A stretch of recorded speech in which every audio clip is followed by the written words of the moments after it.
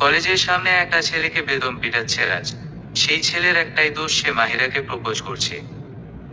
আর এদিকে মাহিরা এই ঘটনার খোঁজ পেয়ে কলেজের বাইরে এসে এসব দেখে ভয় পেয়ে যায়। তার এসব মারামারি রক্ত দেখলে খুব ভয় লাগে। কেউই রাজকে থামাচ্ছে না, কারণ সে কলেজের একজন বড় নেতা। তার যেমন রাগ তেমন প্রতিপত্তি। মাহিরার তো ভয় কান্না প্রায় অবস্থা এসব দেখে। তখন মাহিরার এক বান্ধবী বলল, কিরে মাহিরা, তুই এভাবে দাঁড়িয়ে আছিস কেন? তোর রাজ ভাইয়াকে থামা, না হলে ছেলেটা মরে যাবে তো। এ কথায় যেন মাহিরার হুঁশ আসলো। সে ভয় ধীর পায়ে রাজের দিকে এগিয়ে গেল। রাজ ভাইয়া, ওই ছেলেটাকে ছেড়ে দাও, মরে যাবে তো। রাজ কিছু না বলেই ছেলেটাকে মারা বন্ধ করে হঠাৎ মাহিরার গালে ঠাস করে এক চড় বসিয়ে দেয়। কেন মারা বন্ধ করব? কি লাগে তোর? হ্যাঁ, আর ওর সাহস কি করে হয় তোর দিকে নজর দেয়ার? তোকে শুধু আমি দেখব, আর কেউ না। আমার ভালোবাসা তুই, আমি তোকে অন্য কারোর হতে দিব না, মনে রাখিস। এ বলেই রাজ সেখান থেকে চলে যায়। আর মাহিরা স্তব্ধ হয়ে ওইখানেই দাঁড়িয়ে থাকে। তার যেন নিজের কানকে বিশ্বাস হচ্ছে না। কি বলে গেল এসব রাজ ভাইয়া? উনি আমাকে ওই নজরে দেখতেন, কিন্তু আমি তো তাকে ভাইয়ের নজরে দেখতাম। রাজ হলো মাহিরার দূর সম্পর্কের এক চাচাতো ভাই। মাহিরার বাবা আর রাজের বাবার অনেক মেয়ে। চাকরির সুবাদে একই শহরে তারা থাকে, আর এই জন্য পাশাপাশি বাড়িও বানিয়েছে তারা। রাজ ছোট থেকেই মাহিরাকে পছন্দ করে, কিন্তু মাহিরা তাকে ভাইয়ের মতো মানে। রাজ মাহিরাকে তেমন বুঝতে দেয়নি কখনো, কিন্তু আজকে সে তার রাগ কন্ট্রোল করতে না পেরে এসব বলে দেয়। এদিকে ওই ছেলেটাকে সবাই হসপিটালে নিয়ে যায়, আর মাহিরা বাসার দিকে রওনা দেয়। আসার পথে সে শুধু রাজের বলা কথাগুলো ভাবতে থাকে। বাসায় এসেও সে শান্তিতে থাকতে পারেনি। সে মনে মনে বলছে, রাজ ভাইয়া কিভাবে এসব চিন্তা করতে পারে? উনি তো জানেনি যে আর এক সপ্তাহ পর আমার বিয়ে। না, আমাকে রাজ ভাইয়ার সাথে কথা বলতে হবে। কালকেই আমি ওনার সাথে কথা বলবো। পরের দিন মাহিরা কলেজে যাওয়ার জন্য বের হলো। কলেজে যাওয়ার পথে তাকে একটা গলি পার হতে হয়।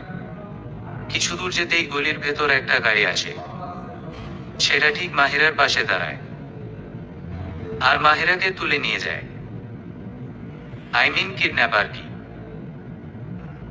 ঘটনার আকস্মিকতায় মাহিরার হাত পা একদম অচল হয়ে যায়। সে কিছুই করতে পারে না। গাড়িতে উঠানোর সাথে সাথেই মাহিরাকে অজ্ঞান করে দেয়া হয়। মাহিরা পিটপিট করে চোখ খুলে। সে বোঝার চেষ্টা করছে যে সে আসলে এখন কোথায়। তার হাত পায়ে একটু শক্তি পাচ্ছে না সে। এদিকে আবার সে খেয়াল করলো তার হাত পা চেয়ারের সাথে শক্ত করে বাঁধা। তার আর বুঝতে বাকি নেই যে সে কিডন্যাপ হয়েছে। এভেবেই তার শিরদাঁড়া বেয়ে শীতল রক্তস্রোত বয়ে গেল।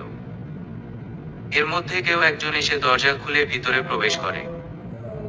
মাহিরা বোঝার চেষ্টা করছে যে ব্যক্তিটাকে। যখন সে বুঝতে পারলো যে তাকে কিডন্যাপ করা ব্যক্তি আর কেউ না বরং রাজ, তখন ভয়ে সে প্রচন্ড পরিমাণে ঘামতে লাগলো।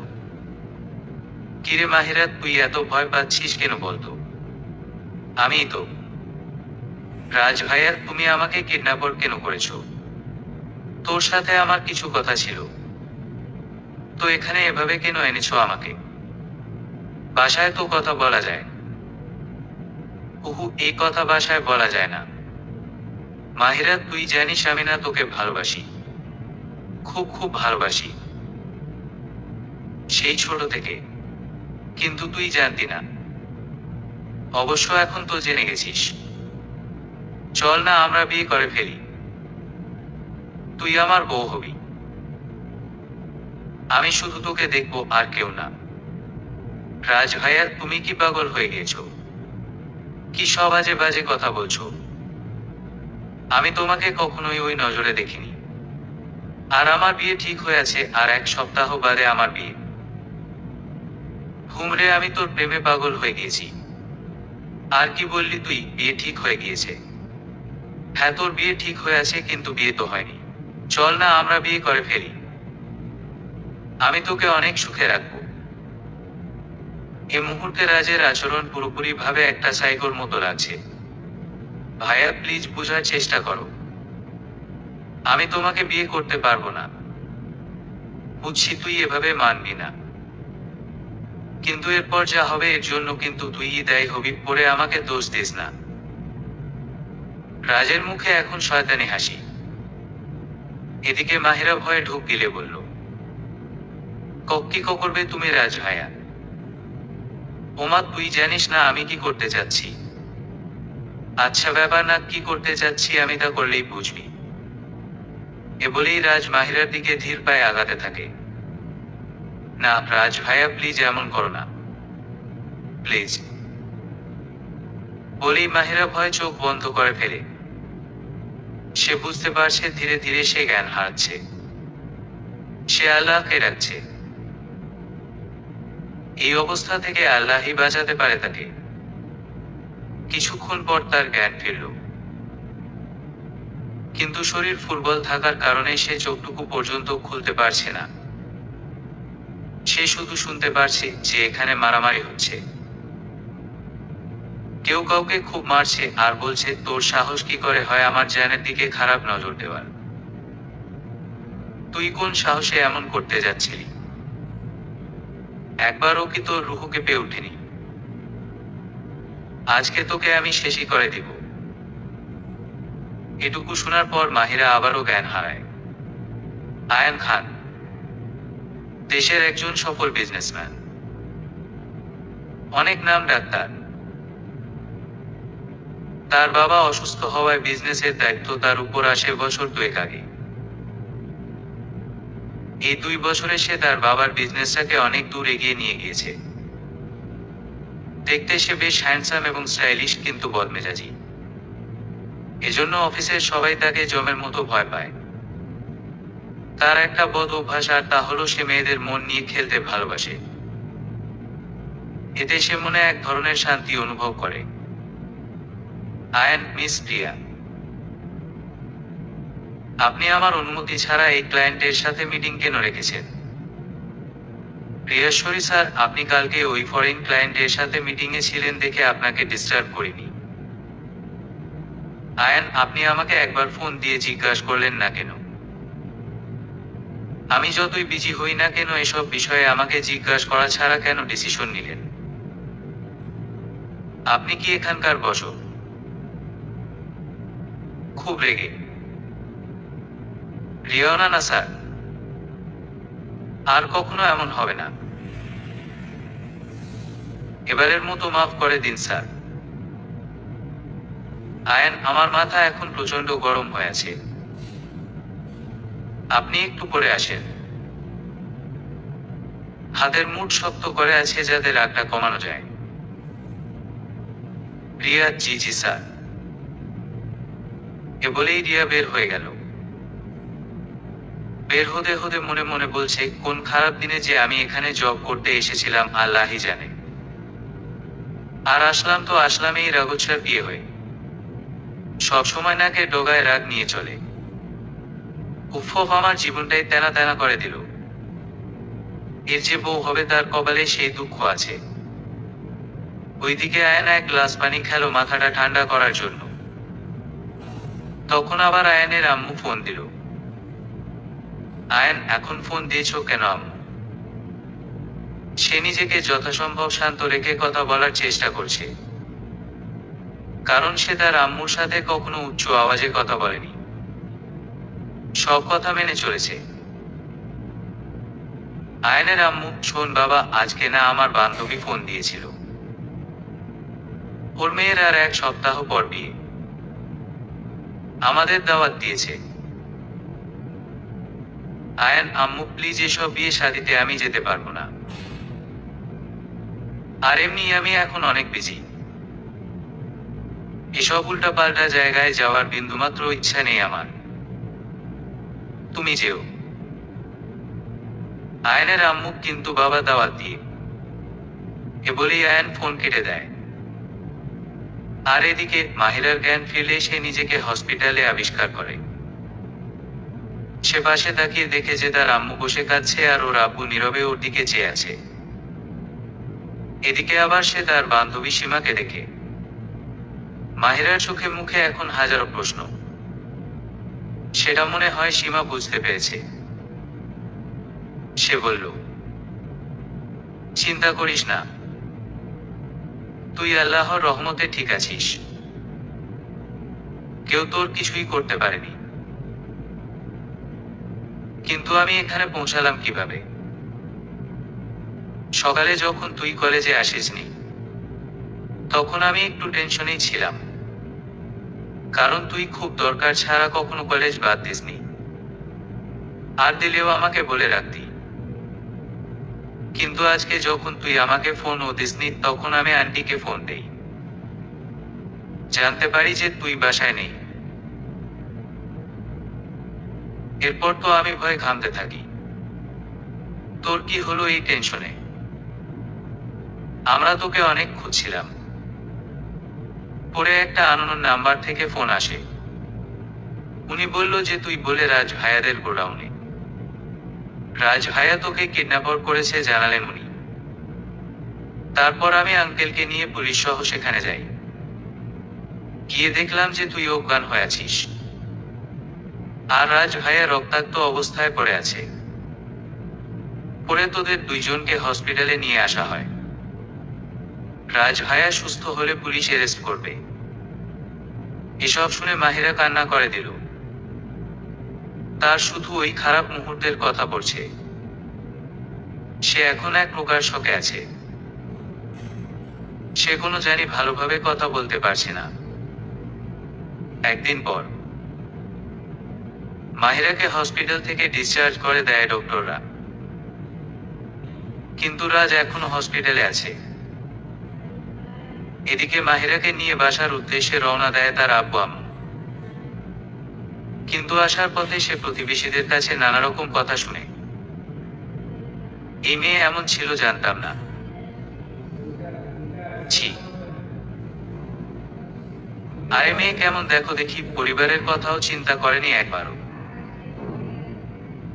আর কয়দিন যার বিয়ে সে এখন পাশের বাসার আশিকের সাথে ঘুরে বেড়ায়। না বেড়ায় বললে ভুল হবে, পালিয়ে গিয়েছিল তো, তাই না? মনে হয় ওই রাজের শখ মিটে গেছে তাই ছেড়ে দিয়েছে। এসব শুনে মাহিরার বাবা তেড়ে যেতে লাগলো, কিন্তু মাহিরা তার বাবাকে আটকালো। কারণ সে যাচ্ছে না যে এখন কোনো প্রকার ঝগড়া লাগুক।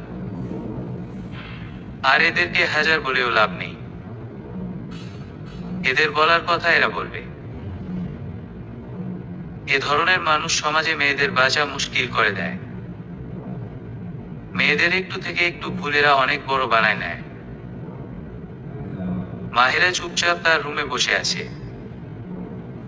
তার কিছুই ভালো লাগছে না। না চাইতেও বারবার বাইরের মানুষের বলা কথাগুলো কানে বাজছে। এর মধ্যে রাজের বাবা আর মা মাহিরার রুমে আসলো। তারা অনেক ভালো মনের মানুষ। তার এখন চিন্তা করছে যে তারা কি বলে এই মেয়েকে সান্ত্বনা দিবেন। রাজের মা বলে উঠলেন, দেখ মা, সব ভুলে যাওয়ার চেষ্টা কর। জানি একটু কষ্ট হবে, কিন্তু হাল ছাড়িস না। আমার ছেলে যা করেছে তাতে আমাদের সম্মান একদম মাটিতে মিশে গেছে। রাজের বাবা বলল, পারলে আমাদের ক্ষমা করে দিস। রাজ যা করেছে তার জন্য আমি ওকে কোনোদিনও মাফ করব না। মাহিরা কান্না ভরা দৃষ্টিতে তাকালো। মনে হয় আর কিছুক্ষণ পরই সে কেঁদে দিবে। সে কিছুই বলতে পারল না। এরই মধ্যে মাহিরার বাবা এসে গেল। তিনি রাজের বাবা মাকে সাথে করে নিয়ে গেল কথা বলার জন্য। মাহিরার বাবা, আমি ভাবছি যে ছেলেপক্ষকে এই ঘটনার কথা জানিয়ে দেই। রাজের বাবা, হারে না, কি পাগলের মতো কথা বলছিস? সেসব জানালে বিয়ে ভেঙে যাওয়ার সম্ভাবনা আছে। তার চেয়ে বরং বিয়ের পর জানাইস। আর ছেলে তো অনেক ভালো, সেই সিচুয়েশনটা বুঝবে।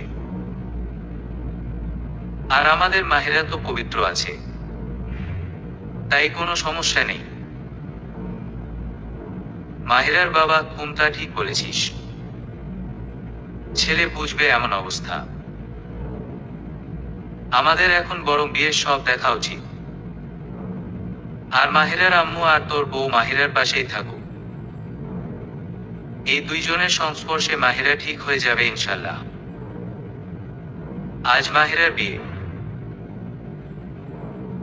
দেখতে দেখতে 1 সপ্তাহ কেটে গিয়েছে। এখন সে শারীরিক আর মানসিকভাবে বেশ সুস্থ।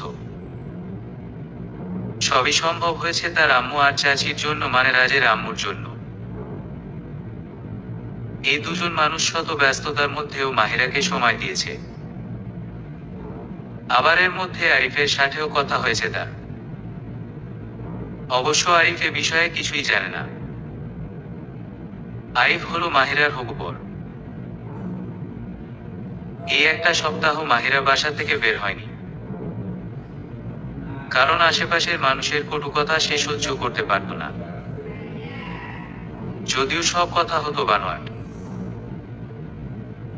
এমন মুহূর্তে একটা মেয়ে চায় যে তার পরিবার আর আশেপাশের মানুষ তাকে এই খারাপের সময় থেকে বের হতে সাহায্য করুক। কিন্তু মানুষ আসলে এমন না। তারা অনেকটা নিষ্ঠুর প্রকৃতির হয়। মাহিরা নিজেকে সামলে নিলেও আজকে তার জীবনে যে বড় একটা ঝড় আসবে তা হয়তো সে কল্পনাও করেনি। বিয়ের সব সাজানো গোছানো শেষ। এখন শুধু বরপক্ষ আসার পালা। মাহিরাকে তার বান্ধবীরা মিলে সাজাচ্ছে আর হাসিমটা করছে। তাকে দেখতে আজকে অনেক সুন্দর লাগছে। মাহিরার এক বান্ধবী বলল, মাশাআল্লাহ, আজকে তোকে যা লাগছে না। কি আর বলবো, দুলাভাই তো হাফ পাগলই হয়ে যাবে। ঠিক বলছিস তুই। আজকে আমাদের মাহিরাকে কোনো অপসরীর চেয়ে কম লাগছে না। এরই মধ্যে বাইরের সবাই বলাবলি করছে, বর এসে গেছে, বর এসে গেছে। মাহিরা এ কথা শুনে লজ্জায় লাল হয়ে গিয়েছে। আসিফকে কিছু কার্যক্রম শেষে বর আসনে বসানো হয়েছে। আসিফের ফুফু আবার মাহিরার মায়ের সাথে কিছু জরুরি কথা বলার জন্য ওই দিকটায় যাচ্ছিল। তখন কিছু মহিলার ফিসফাসানি কথা শুনে থেমে গেল। তারা মাহিরাকে নিয়ে কথা বলছে। মাহিরার কপাল আছে বলতে হয়। এত কিছু হওয়ার পরও যে বিয়ে হচ্ছে তাই কত। আমি ভাবছি এসব শোনার পরও তারা এমন মেয়েকে কিভাবে বাড়ির বউ বানায়। এসব কথা শুনে আসিফের ফুফু তার সন্দেহ দূর করার জন্য উনাদের কাছ থেকে সব ঘটনা শুনল। সব শুনে তিনি তো রেগে আগুন। ফুফুসারে কই সব, দেখো দেখি এনাদের কাণ্ড। আমাদের কত বড় ধোকাটাই না দিল। এসব শুনে আসিফের মা বলছে, কি হলো আপা, কি করেছেন এনারা? ফুফু কি আর করবে, এদের নশা মেয়েকে আমাদের আসিফের গলায় ঝুলাতে যাচ্ছিল। এসব শুনে মাহিরার আব্বু আম্মু চাচা চাচি যে যার কাজ রেখে চলে আসে। মাহিরার আব্বু, কি বলছেন কি এসব আপনি? ফুফু, ভুল কি বলেছি শুনি। আপনার মেয়ে কি তার পুরনো আশিক রাজের সাথে পালিয়ে গিয়েছিল না? রাজের আব্বু, কি সব ভুলভাল বকছেন আপনি? মাহিরা খুব ভদ্র মেয়ে। সে রাজের সাথে পালায়নি, রাজ জোর করে তুলে নিয়ে গিয়েছিল। ফুফু, ঘুমতা তো বলবেনি। আর হসপিটালেই বা কেন ছিল মেয়ে? কি সব অকর্ম করে এসেছিল সে? মাহিরার আম্মু, মুখ সামলে কথা বলুন। কি বলছেন একবার ভেবে নিয়ে বলুন। মাহিরার শরীর অনেক দুর্বল ছিল বিধায় ওকে হসপিটালে নেওয়া হয়েছিল। ফুফু, হয়েছে হয়েছে, অনেক হয়েছে। এমন মেয়ের সাফাই গাইতে হবে না। এতক্ষণ সবার চিৎকার চেঁচামেচি শুনছিল মাহিরা, কিন্তু কিছুই বুঝতে পারছিল না সে। তাই রুমের বাইরে বের হলো সে। তাকে দেখেই আসিফের ফুফু বলে উঠল, আসুন আসুন, আপনারই কমতি ছিল। তা তোমার আশিকের সাথে কতদিনের সম্পর্ক ছিল? সম্পর্কের গভীরতা কেমন ছিল? এসব কথা মাহিরার মাথার উপর দিয়ে যাচ্ছে। সে কিছুই বুঝতে পারছে না। মাহিরার আম্মু, ছি, কি সব বলছেন আপনি? সীমা অতিক্রম করে ফেলছেন আপনি। কিন্তু আপনার সাথে ভালোভাবে কথা বলছি, তার মানে এই না যে আপনি আমাদের মেয়েকে এসব উল্টাপাল্টা কথা জিজ্ঞাসা করবেন। ফুফু, আরে রাখেন আপনার কথা সীমা। একে তো ভুল নিজেরা করবে আর চুপ হতে বলবে আমাদের। আরে সবাই চল এখান থেকে। এমন নশা মেয়েকে ঘরে তুলতে নেই। আমাদের আসিফের জীবন নষ্ট করার ধান্দায় ছিল এরা। মাহিরা এসব কথা শুনে স্তব্ধ। শেষ পর্যন্ত তাকে এই শব্দটা শুনতে হলো, নশা মেয়ে। সে জীবনেও কল্পনা করেনি এসব শব্দ তাকে শুনতে হবে। আর পারছে না সে। দুনিয়া ঘুরাচ্ছে তার। কি করেছে সে? কিছুই তো করেনি, যার জন্য এমন সব কথা শুনতে হচ্ছে তাকে। রাজ ভাইয়া তার জীবনটাই তছনছ করে দিল। এদিকে বরযাত্রী সব চলে যাওয়া শুরু করলো। মাহিরার আব্বু আর রাজের আব্বু হাজার আকুতি মিনতি করেও তাদের আটকাতে পারেনি। বোঝাতে পারেনি তাদের যে ইচ্ছা তারা ভাবছে তার কিছুই সত্য না, সব আন্দাজের উপর ভিত্তি করে বলা। এদিকে মাহিরার আম্মুকে দিয়ে চলছে। রাজের আম্মু তাকে সান্ত্বনা দিচ্ছে। আর মাহিরা, সে মনে হচ্ছে দাঁড়িয়ে থাকতে পারছে না। কত স্বপ্নই না দেখেছিল সে এই দিনকে নিয়ে। কত স্বপ্ন সে বুনেছিল আসিফকে নিয়ে। কিন্তু আসিফ, সে একবার প্রতিবাদও করল না। তার সাথে কথা পর্যন্ত বলল না। না, যাই হয়েছে ভালোর জন্যই হয়েছে। এই মানুষরা ভবিষ্যতেও তাকে কোনো খারাপ সিচুয়েশনে সাপোর্ট করতো না। আর ভাবতে পারছে না মাহিরা। সাথে সাথেই সে জ্ঞান হারালো।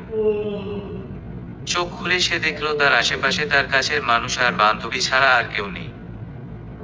সবাই নীরবে কান্না করে যাচ্ছে। মাহিরা নিজেকে সামলে নিয়ে বলল, আরে সবাই মরা কান্না কেন জুড়ে দিয়েছ? কি এমন হয়েছে? হ্যাঁ শুনি। এক বিয়েই তো ভেঙেছে। এ বলেই মাহিরা তার আম্মুকে ধরে কান্না করা শুরু করে দিল। দুই মা মেয়ে অঝোর ধারায় কেঁদেই চলছে। এমন সময় মাহিরার আম্মুর কাঁধে একটা মানুষ হাত রাখলো।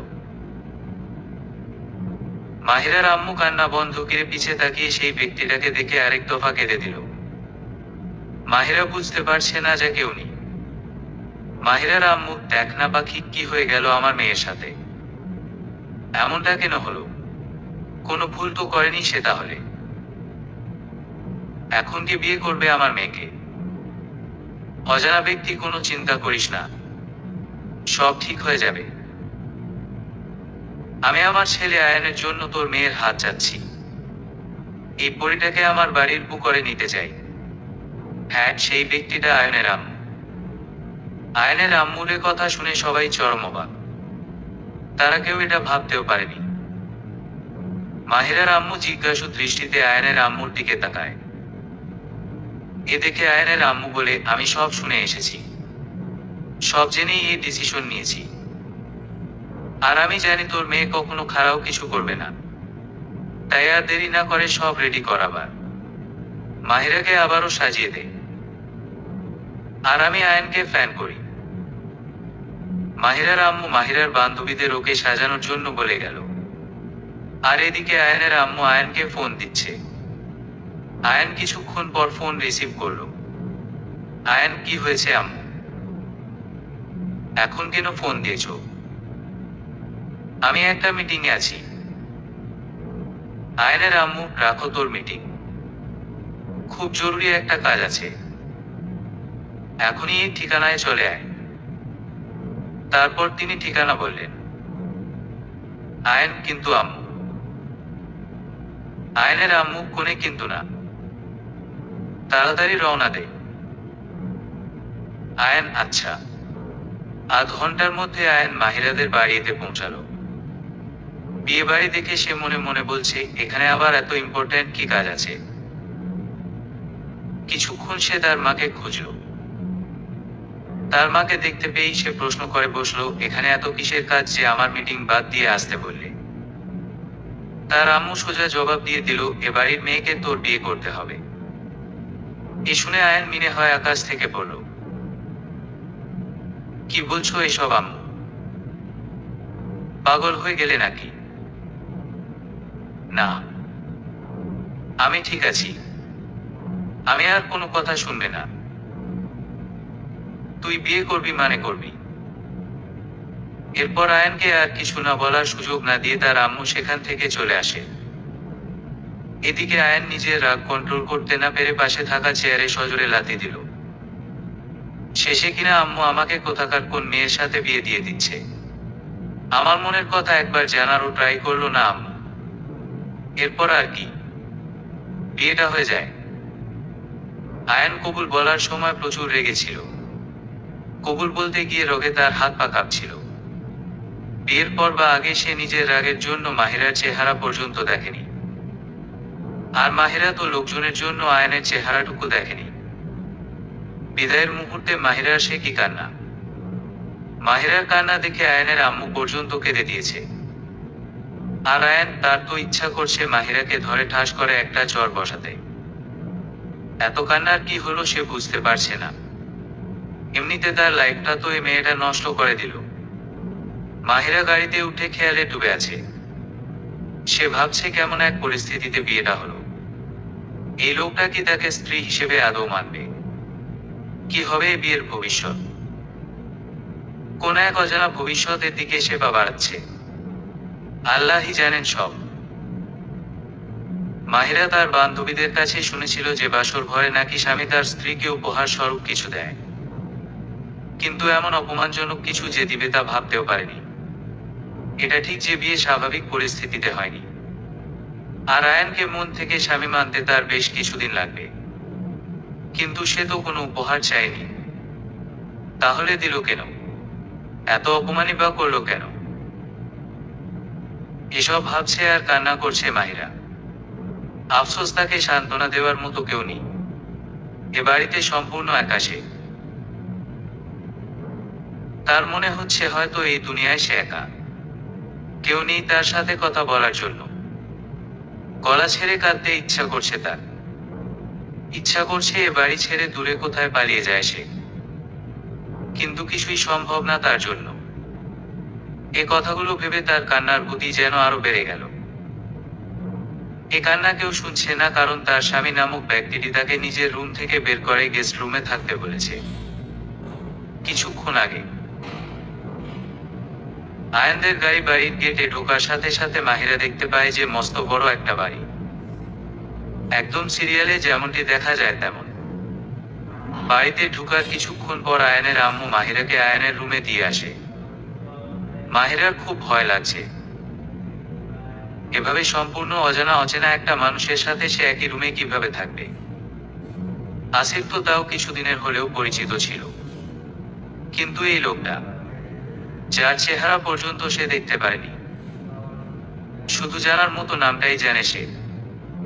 নামটা শুনে তার বেশ ভালো লেগেছিল, কিন্তু এই ভালো লাগাটা যে বেশিক্ষণের জন্য নয় তা কি সে জানত। ঘুমটা টেনে মাহিরা খাটে বসে আছে। ভয় তার হাত বারবার ঘামছে। কিছুক্ষণ পরে আয়ান রুমে প্রবেশ করল। মাহিরার আম্মু তাকে বলে দিয়েছিল যে আয়ানকে সালাম করতে। সে ঘুমটা না তুলেই সালাম করার জন্য উঠে আয়ানের কাছে গেল। যেই না নিচে ঝুঁকে সালাম করতে গেল, অমনি আয়ান ধাক্কা দিয়ে মাহিরাকে ফেলে দিল। এতে মাহিরা হাতে আর কোমরে খানিকটা ব্যথা পেল, কিন্তু কিছু বলল না। এরই মধ্যে আয়ান আলমারি থেকে কয়েকটা টাকার বান্ডিল বের করে মাহিরার মুখে ছুঁড়ে মারল। এই নাও টাকা। অনেক টাকা আছে এখানে। এই টাকার জন্যই আমাকে বিয়ে করেছো, তাই না? তোমাদের মতো মিডল ক্লাস মেয়ে আর পারেই বাকি। আমার আম্মুকে কি বলেছো জানি না, কিন্তু আমার সরল সোজা আম্মু তোমার কথায় ফেঁসে গিয়েছে, আর আমাকে আমার জরুরি মিটিং থেকে ডেকে নিয়ে এসে তোমার সাথে বিয়ে দিয়েছে। জানি না এর আগে কি হয়েছে ওইখানে, আর না জানতে চাই, কিন্তু এটুকু জানি যে আমি তোমাকে আমার ওয়াইফ হিসেবে মানি না। আমি অন্য কাউকে লাইক করি, ইভেন আই থিঙ্ক আমি ওকে ভালোবাসি। যাই হোক, কয়দিন নিচের গেস্ট রুমে থাকো, আমি আম্মুকে ম্যানেজ করে তোমাকে ডিভোর্স দিয়ে দিব। একবারে কথাগুলো বলে ফেললো আয়ন। প্রথম দিকে সে বেশ রেগে কথা বললেও শেষের কথাগুলো সে বেশ শান্তভাবেই বলে। মাহিরা এতক্ষণ এই মানুষটার দিকে চেয়েছিল। দেখে যেমন ভালো আর ভদ্র মানুষ মনে হয়, আসলে সেরকম না আয়ন। কথাগুলো শুনে মাহিরার খুব কষ্ট লাগে। কোনোদিনও কেউ তাকে এভাবে অপমান করেনি যেভাবে অপমান করেছে এই অজানা মানুষটা তাকে। কিন্তু না তো, এই মানুষটা তো আর অজানা কেউ না, তার স্বামী বলে কথা। কিন্তু এত অপমান সহ্য করা যায় না।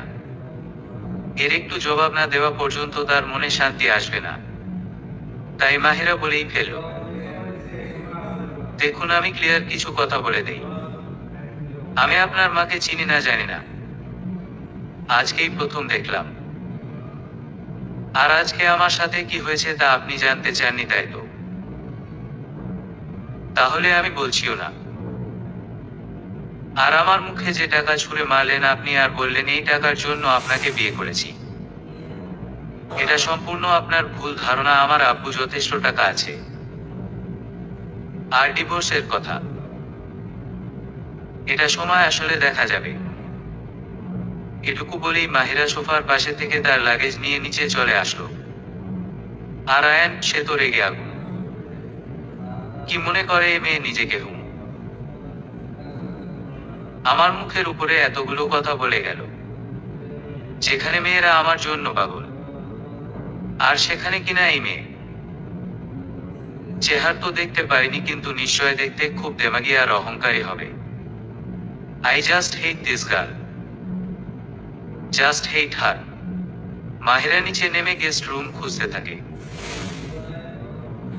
কান্নায় গলা ধরে আসছে তার, কিন্তু এখন সে কান্না করতে পারছে না। হঠাৎ 16-17 বছর বয়সী একটা মেয়ে বলে উঠে, ভাবি, কিছু খুঁজছেন আপনি? আমাকে বলুন, আমি খুঁজে দিচ্ছি। মেয়েটির হঠাৎ কথা বলায় মাহিরা কিছুটা চমকে ওঠে, কিন্তু এই ভাবটা মুখে না এনে সে বলল, আমি গেস্ট রুম খুঁজছিলাম।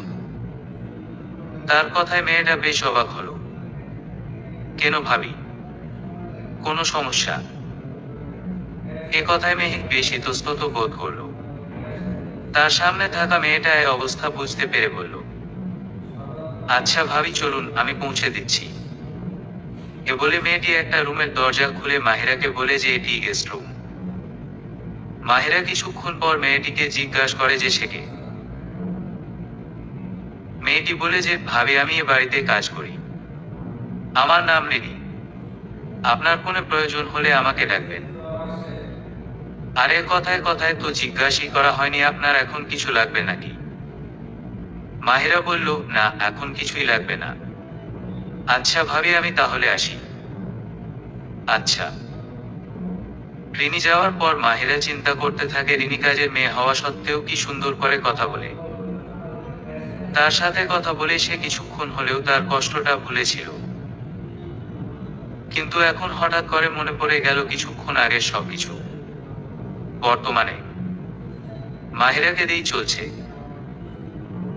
তার আম্মু আর আব্বুর কথা খুব মনে আসছে। কাঁদতে কাঁদতে কখন যে সে ঘুমিয়ে পড়েছে সে নিজেও জানে না। ফজরের আজান কানে যেতেই তার ঘুম ভেঙে যায়। সে দেখে যে ফ্লোরে বসে খাটে মাথা দিয়ে ঘুমিয়ে পড়েছিল। পরনের বিয়ের শাড়ি অমনি রয়েছে। সে তাড়াতাড়ি উঠে শাড়ি চেঞ্জ করে নামাজ আদায় করে নিল। তার মন এখন অনেকটাই ভালো লাগছে। খুব প্রশান্তি অনুভব করছে সে। নামাজ পড়া শেষে বারান্দায় গিয়ে দাঁড়ালো সে। বারান্দার সামনে দিয়ে এ বাড়ির গার্ডেন দেখা যায়। খুব সুন্দর লাগছে তার কাছে এ জায়গাটা। অনেক বড় জায়গায় জুড়ে গার্ডেন করা। বিভিন্ন রকমের ফুল সবজির গাছ আছে বাগানে। আবার কি সুন্দর পাখি ডাক। মনটাই জুড়ে গেল তার। অনেকক্ষণ বারান্দায় বসে আছে সে। হঠাৎ দরজায় নক পড়তেই তার ধ্যান ফিরে। সে তাড়াতাড়ি উঠে গিয়ে দরজা খুলে আর দেখে যে আয়নের আম্মু মানে তার শাশুড়ি কিছুটা রাগী ফেইসে তার দিকে চেয়ে আসে। মাহিরা বুঝতে পারছে না যে তার শাশুড়ি সকাল সকাল এভাবে রেগে আছে কেন। সে তো তাড়াতাড়ি ঘুম থেকে উঠেছে। তাহলে কি হলো মাহিরা? কোন খেয়ালে ডুবে আছো? আমাকে কি ভিতরে আসতে দিবে না? আরে না আন্টি, তেমন কিছু না। আপনারই তো বাড়ি, আমাকে এভাবে জিজ্ঞাসা করেছেন কেন? আয়নের আম্মু রুমে ঢুকে সোফায় বসলো। মাহিরা, তুমি আমাকে আন্টি ডাকছো কেন? আম্মু বলবে ঠিক আছে। না মানে আসলে মুখ থেকে বের হয়ে গিয়েছে ভুলে। এখন থেকে আর হবে না। আর আমি কিন্তু তুই বলবো, না হলে কেমন পর পর লাগবে। এ কথা শুনে মাহিরা হালকা হেসে দেয়। আয়নের আম্মুর কাছে মনে হচ্ছে এই হাসিটা হয়তো সবচেয়ে সুন্দর। তিনি মনে মনে ভাবছেন আয়নের জন্য মাহিরা একদম ঠিক নেই। তার এই ডিসিশনটা আয়নের জীবন বদলে দিবে। ঠিক আছে আম্মু, আপনার যেটা ভালো লাগে আমাকে তাই বলবেন। আমি যে কি বলবো ভাষা খুঁজে পাচ্ছি না। আমার ছেলে যে এমন করবে আমি ভাবতেও পাইনি। সকালে নামাজ পড়ার পর আমি রিনির কাছে শুনতে পাই যে তুই গেস্ট রুমে। তখন বুঝতে বাকি রইল না যে আয়ান তোকে রুম থেকে বের করে দিয়েছে। আমার ছেলেটা একটু রাগী টাইপের, কিন্তু আমার কথা একদম ফেলে না। এটুকু বলেই আয়ানের আম্মু একটা দীর্ঘশ্বাস ফেলল। আবার বলতে শুরু করলো, আমি অনেক আগে থেকেই চেয়েছি তোকে আমার ছেলের বউ করতে, কিন্তু তোর মাকে এই কথা বলা হয়ে ওঠেনি। আমি আর তোর মা কলেজ ফ্রেন্ড ছিলাম। তারপর হঠাৎ একদিন তোর মা ফোন দিয়ে বলে যে তোর বিয়ে ঠিক হয়ে গিয়েছে। আমার এটা শোনার পর খুব খারাপ লাগে, কিন্তু দেখ আল্লাহ অন্য কিছু চেয়েছিল। বিয়েটা তোর শেষ পর্যন্ত আয়নের সাথেই হলো, যদিও পরিস্থিতি একদমই অনুকূল ছিল না। এর মধ্যে রিনি চলে আসলো। তাকে দেখে আয়নের আম্মু বলল, ওর সাথে তোরাতে তোর পরিচয় হয়েছেই। জানিস ও অনেক ভালো মেয়ে, আমার কাজে অনেক হেল্প করে। আর সারাদিন আমি বাসায় বলা যায় একা একাই থাকি, তখন সঙ্গী হিসেবে ও যোগ দেয়। বলা যায় বান্ধবীর মতো। এটা বলেই রিনি আর আয়নের আম্মু হেসে উঠল। তাদের সাথে যোগ দিল মাহিরাও। রিনি হঠাৎ বলে উঠল, দেখেছেন খালা, আমি এখানে আসছিলাম আপনাকে বলতে যে খালু সকালের খাবারের সময় হয়ে গিয়েছে, কিন্তু আপনার কথায় ভুলেই গিয়েছিলাম। রিনির এ কথা শুনে মাহিরা জিজ্ঞাসু দৃষ্টিতে তাকালো আয়নের আম্মুর দিকে, কারণ সে ভেবেছিল হয়তো আয়নের আব্বু বেঁচে নেই, কারণে বাড়িতে আসার পর ওনাকে দেখেনি সে। আয়নের আম্মু বলল, তোমার শ্বশুরের সাথে দেখা করবা চলো। তারপর আয়নের আম্মু আর মাহিরা সিঁড়ি দিয়ে উঠে আয়নের এক রুম পরের একটা রুমে ঢুকলো। মাহিরা দেখে যে মোটামুটি বৃদ্ধ একটা লোক খাটে শুয়ে আছে। তার বুঝতে বাকি রইল না যে এটাই আয়নের আব্বু। দেখ ওনাকে, কিভাবে একা একা কষ্টে শুয়ে আছে। উনাকে এভাবে দেখলে নিজের চোখের পানি আটকে রাখা আমার জন্য কষ্টকর হয়ে যায়, কিন্তু আমার চোখের পানি দেখলে উনার খুব খারাপ লাগবে বলে আমি উনার সামনে কোনোদিনও কান্না করি না। 2 বছর আগে থেকেই উনার শরীর খারাপ ছিল, কিন্তু প্রায় 7-8 মাস আগে উনার বাম পাশ পুরো প্যারালাইজ হয়ে যায়। এ বলেই আয়নের আম্মু একটু কেঁদে দিল। মাহিরা গিয়ে তার শ্বশুরকে সালাম দিল, আর উনার পাশে বসে শাশুড়ির উদ্দেশ্যে বলল, আম্মু, আমিও এখন থেকে আপনার সাথে আব্বুর খেয়াল রাখবো। দেখবেন খুব তাড়াতাড়ি সুস্থ হয়ে উঠবেন আব্বু, ইনশাল্লাহ। হঠাৎ আয়ান হন্তদন্ত করে রুমে ঢুকলো। তার আব্বুর পাশে কিছুক্ষণ বসে থেকে উঠে গেল, আর যাওয়ার সময় তার আম্মুকে বলে গেল, আম্মু, আজকে আমার আসতে দেরি হবে, তুমি খেয়ে নিও। কালকের যে মিটিং ইনকমপ্লিট ছিল সেটা আজকে করব, আর ডিনারও ক্লায়েন্টের সাথেই করব। আর তাড়াতাড়ি নিচে আসো। জানোই তো তোমার হাত দিয়ে খাবার না বেড়ে দিলে আমার খেতে ইচ্ছা করে না। এ বলেই আয়ান হুড়হুড় করে চলে গেল। আর মাহিরা অবাকভাবে তাকিয়ে আছে, আর মনে মনে বলছে, আচ্ছা আমি কি আত্মা নাকি? কই, আমার তো মনে হয় যে আমি মানুষ। কিন্তু এই লোকটা যে এমন ভাবে না দেখে চলে গেল। আমি যে এখানে বসেছিলাম দেখেনি নাকি? একটাবারও আমার দিকে চোখ পড়ল না। ওহ না, পড়বেই বা কেন? ওনার তো ভালোবাসার মানুষ আছেই। কিরে, কি চিন্তা করিস তুই? আমার সাথে নিচে চল। বাড়ির অন্য মানুষদের সাথে তোর পরিচয় করিয়ে দিয়ে আর আয়ানের আব্বুর জন্য খাবারও আনতে হবে। হুম, চলে নাম। তারপর মাহিরা আর আয়ানের আম্মু নিচে নামলো।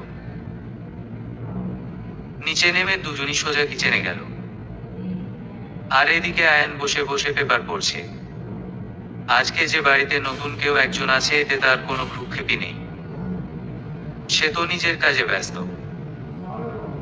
এদিকে মাহিরার সাথে আয়ানের আম্মু আরো দুজন মানুষকে পরিচয় করিয়ে দিচ্ছে। একজন হলো রাধুনী, তার নাম বিলকিস। আরেকজন আয়ানের আব্বুর খেয়াল রাখে আর বাগানের খেয়াল রাখে। ওনার নাম বিলাল। বিলাল আর বিলকিস দুজন স্বামী স্ত্রী। তাদের 7 বছর বয়সী একটা ছেলে আছে। সে স্কুলে গিয়েছে। মাহিরা রান্নাঘরে গিয়ে কিছু কিছু কাজে হেল্প করছে। অল্প সময়ের মধ্যে সে সবার কাছে প্রিয় হয়ে উঠল। কিন্তু যার কাজ হওয়ার দরকার তার কাছে হচ্ছে না। আয়ান ব্রেকফাস্ট করে অফিসে চলে গেল আর মাহিরা রিনির সাথে বাড়ি ঘুরে ঘুরে দেখল। আজকে তার সময়টা বেশ তাড়াতাড়ি কেটে গেল। রাত 11টার দিকে আয়ান বাসায় ফিরল। বাসার সবাই ঘুমিয়ে পড়েছে, মাহিরা বাদে। ড্রয়িং রুমে হালকা লাইটের আলো ঝালানো, আবছা দেখা যাচ্ছে সব। মাহিরা পানি আনতে রান্নাঘরের দিকে গেল। আয়ান মাহিরাকে রিনি ভেবে বলল যে রিনি আমার জন্য একটু পানি নিয়ে আসতো, খুবই পিপাসা পেয়েছে। মাহিরা বুঝতে পারলো যে তাকে উদ্দেশ্য করে বলছে। সে মনে মনে বলল, ও পানি তো দিতে মন চাচ্ছে না, কিন্তু কি আর করার। পানি চাইলে তো দিতেই হয়, আর এত স্বয়ং আমার বর মশাই। মাহিরা পানি নিয়ে গেল। ওইদিকে আয়ান ফোনে তার ক্লায়েন্টের সাথে কথা বলছে। হঠাৎ সে দেখতে পেল শাড়ি পরহিতা একটা মেয়ে তার দিকে এগিয়ে আসছে। কিছুটা কাছে আসার পর দেখতে পায় যে খুব সুন্দর একটা মেয়ে এগিয়ে আসছে তার দিকে পানির গ্লাস নিয়ে। মাহিরা কাছে এসে পানির গ্লাসটা আয়ানের উদ্দেশ্যে ধরল। কিন্তু আয়ান না নিয়ে এক ধ্যানে মাহিরার দিকে তাকিয়ে আছে। ওইদিকে ক্লায়েন্ট হ্যালো হ্যালো বলেই যাচ্ছে, কিন্তু আয়ানের কোনো জবাব নেই। সে একভাবে মাহিরার দিকে চেয়ে আছে। এদিক মাহিরা আয়ানের এভাবে তাকানোতে চরম অস্বস্তিতে পড়ে গেল। মনে মনে সে বলছে, কি রে বাবা ছেলে, এভাবে কেউ তাকিয়ে থাকে? উফ, কি বিরক্তিকর। হুম, মানলাম যে আমি এনার ওয়াইফ, কিন্তু তাই বলে এভাবে তাকিয়ে থাকবে নাকি? এমন আবছা আলোতেও দেখে কিভাবে? পেঁচা নাকি? এই যে আপনি পানি চেয়েছিলেন, খাবেন না নাকি? এ কথা শুনে আয়ানের ধ্যান ফিরে। সে বলে, ঘুম পানি দাও। আচ্ছা, তোমাকে তো এর আগে দেখেনি, কে তুমি? আয়ান তার বিয়ের কথা বেমালুম ভুলে গিয়েছে, কারণ সে বিয়ের ব্যাপারটা পুরোপুরিভাবে ইগনোর করতে চাইছে। আয়ানের মুখে এ কথা শুনে মাহিরা কোনো জবাব না দিয়ে চলে আসে সেখান থেকে। আর মনে মনে বলে, বাহ বাহ, ভাগ্যগুণে এমন বর পেয়েছি। এমন বর কয়জনের কপালেই বা জোটে যে তার নিজের ওয়াইফকেই জিজ্ঞাসা করে, কে তুমি? আরে ভুলাক্কার রে, আমি ছাড়াই কয়দিনে আর কেই বা এসেছে এ বাড়িতে? দেখা গেল 2-3 বাচ্চার বাবা হয়ে গেল, কিন্তু তারপরও দেখে বলছে, ওহে কে তুমি রমণী? খ্যাত। আধো আধো ঘুমটাই ভেঙে গেল আমার। মাহিরা রুমে এসে সাথে সাথেই শুয়ে পড়ল। আয়নের একটু রাগ হলো, কারণ মাহিরা তার কথার জবাব না দিয়েই চলে গিয়েছে। সে রুমে এসে ড্রেস চেঞ্জ করে শাওয়ার নিতে গেল। শাওয়ার নিয়ে এসে একটা লম্বা ঘুম দিল। এক ঘুমে রাত পার তার। ফজরের আজান শুনে ঘুম ভেঙে গেল মাহিরার। সে উঠে নামাজ পড়ে বারান্দায় গিয়ে বসলো। এই জায়গাটায় বসলে তার মন এমনি ভালো হয়ে যায়। দেখতে দেখতে সময় পার হয়ে গেল। 8টার দিকে মাহিরা রান্নাঘরে গিয়ে রিনি আর বিলকিসকে রান্নার কাজে সাহায্য করতে লাগলো। কিছুক্ষণ পরে সে আয়ানের আব্বুর জন্য খাবার নিয়ে গেল। অতি যত্ন সহকারে সে তার শ্বশুরকে খাবার খাইয়ে দিচ্ছে। আর আয়ানের আম্মু ঘর গুছাচ্ছে আর দেখছে। খাবার খাওয়ানো শেষ হলে সে নিচে চলে আসে। এদিকে আয়ান খাবার খাচ্ছে আর ফোন টিপছে, মনে অফিসের কাজ করছো আর কি। এর মধ্যে মাহিরা দুইবার এসে কিছু খাবার রেখে চলে গিয়েছে, কিন্তু আয়ান একবারও দেখেনি। দেখবেই বা কি করে, সে তো ফোনে বিজি। এবার মাহিরা এসে আয়ানকে বলল, খাবার খাওয়ার সময় অ্যাটলিস্ট ফোনটা রাখুন। অফিসের কাজ কিছুক্ষণ পরে করলে কিছু ক্ষতি হয় না। এ বলেই মাহিরা চলে গেল। আয়ান বিরক্ত মুখে ফোনটা টেবিলের উপরে রাখলো আর মাথা উঁচু করে চেয়ে দেখলো যে কথাটা কে বলল, কিন্তু কাউকে দেখতে পেল না। আর ওইদিকে আয়ানের আম্মু সিঁড়ি দিয়ে নামার সময় সব কিছু দেখলো। তিনি মনে মনে বলছেন, এবার যদি ছেলেটা ঠিক হয়। আমি এতদিন বলেও খাবার সময় ফোনটা রাখাতে পারলাম না। আর মাহিরা একবার বলেই রেখে দিল। তিনি নিচে নেমে এসে আয়ানকে বলল, কি রে, কিছু খুঁজছিস? কই না তো, কিছুই খুঁজছি না। ও আচ্ছা, আমি ভেবেছি কিছু খুঁজছিস। আয়ান ব্রেকফাস্ট করে কিছুক্ষণ পর অফিসে চলে গেল। মাহিরা, প্রিনি আর আয়ানের আম্মু সকালের নাস্তা করে গল্প জুড়ে দিল। গল্প করতে করতে তাদের সময়ের দিকে খেয়ালই ছিল না। প্রিনির কিছু কাজ মনে পড়ায় সে উঠে চলে গেল। তারপর আয়ানের আম্মু হঠাৎ মাহিরাকে প্রশ্ন করলো, আমার ছেলেকে কি ভালো লাগে না তোর? তুই কি মন থেকে তাকে স্বামী হিসেবে মানিসনি? উনার এমন কথায় মাহিরা কিছুটা ইতস্তত বোধ করে। না আম্মু, এমন কিছু না।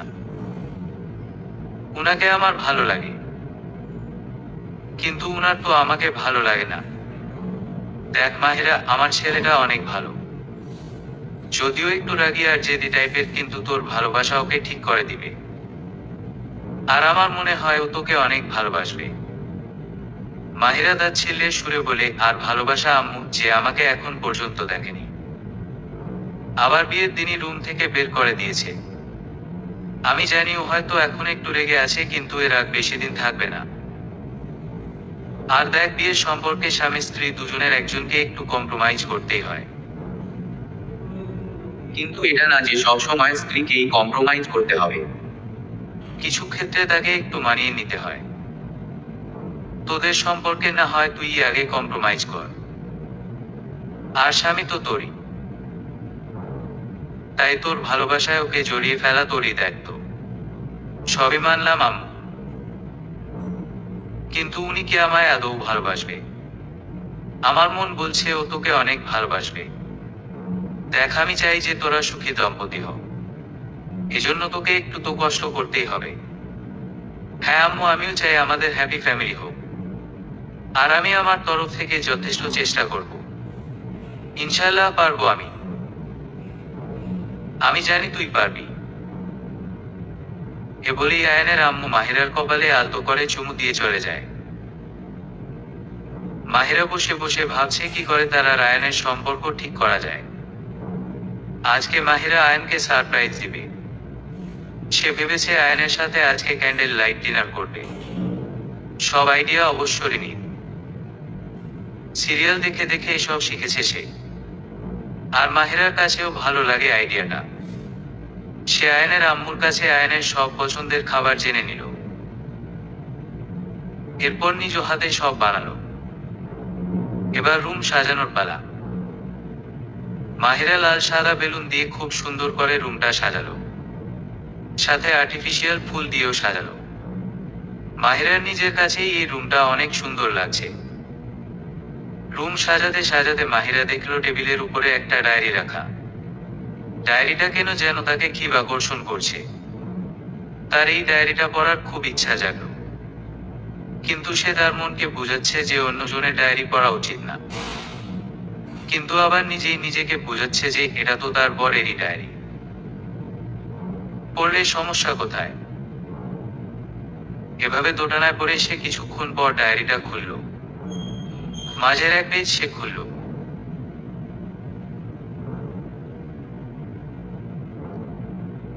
সেখানে লেখা, তার চোখ দুটো অসম্ভব সুন্দর। ব্যাস এটুকু পড়তে না পড়তেই তিনি এসে হাজির। মাহিরা দেখে তাড়াতাড়ি ডায়েরিটা যথাস্থানে রাখলো। রিনি তো রুম দেখে অবাক। বাহ ভাবি, সেরকম সুন্দর লাগছে রুমটা। তুমি দেখো আজকে আয়ান ভাইয়ের মন খুশিতে নাচবে। দেখা যাক কি হয়। উনি যে রাগী, কিছুই বলা যাচ্ছে না। মাহিরা হালকা লাল কালারের একটা শাড়ি পরল, চোখে গাঢ় কাজল আর ঠোঁটে লাল লিপস্টিক দিল। এই সাজেই তাকে অনেক সুন্দর লাগছে। এদিকে আয়নের আজকে দিনটা খুবই খারাপ গিয়েছে। একটা ক্লায়েন্ট তাকে রিজেক্ট করেছে। এটা সে কোনো মতেই সহ্য করতে পারছে না। তারপর আবার আরেকজন ক্লায়েন্ট ডিল কনফার্ম করতেই 2 দিন লাগিয়ে দিয়েছে। সব মিলিয়ে তার আয়নের মেজাজ আজ সপ্তম আসমানে। সে সুযোগে আছে কারোর উপর তার রাগটা ঝাড়বে। আজকে আয়নের মুড খারাপ থাকায় সন্ধ্যার দিকেই বাসায় চলে আসে। এদিকে মাহিরা রুমে ওয়েট করছে। আয়ান রুমে ঢুকার সময় দেখলো লাইট অফ। সে লাইট জ্বালিয়েই অবাক। পুরো রুম বেলুন আর ফুল দিয়ে সাজানো। এসব দেখে আয়নের মেজাজ এবার তুঙ্গে উঠে গেল। সে জোরে চিৎকার করে বলছে, কে করেছে এসব? কার এত বড় সাহস আমার রুমে এসব উল্টাপাল্টা জিনিস দিয়ে সাজানো? এদিকে মাহিরার ভয়ে অবস্থা শেষ। সে আয়নের সামনে কিভাবে যাবে বুঝছে না। সে তো আয়ন আসার আগেই বারান্দায় লুকিয়েছিল। সে সাহস করে আয়নের সামনে গেল আর বলল, আমি করেছি। আয়ন রেগে গিয়ে বলল, এই মেয়ে তোমার সাহস তো কম না। তুমি আমাকে না জিজ্ঞাসা করে কোন সাহসে আমার রুমের জিনিসপত্রে হাত দিয়েছ? কে বলেছে তোমাকে এসব করতে? বলো। চুপ করে আছো কেন? মাহিরা ভয় কাঁপা কাঁপা গলায় বলে, কেউ বলেনি। আমি নিজের ইচ্ছায় করেছি। তোমাকে এখানে কে নিজের ইচ্ছা দেখাতে বলেছে?